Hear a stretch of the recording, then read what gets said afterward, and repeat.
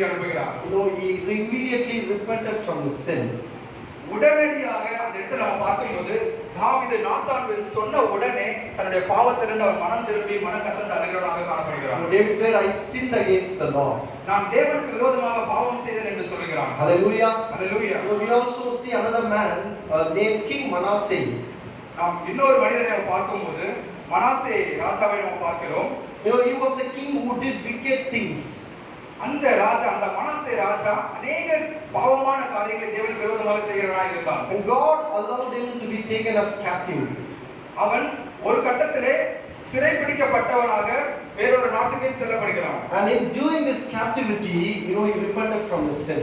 அந்த சிறையிருப்பின் நாட்களே அவன் தேவனை நோக்கி பார்த்து அவன் தான் பாவம் செய்கிறவனாய் உணர்ந்து தேவ மன்னிப்பை பெற்றுக் கொள்கிறான். Bible says that he greatly humbled before the Lord. வேதம் இப்படியாக சொல்கிறது, அவன் தேவனுக்கு முன்பாக தன்னை மிகவும் தாழ்த்தினான் என்று. Hallelujah. Hallelujah. God set him free from the captivity.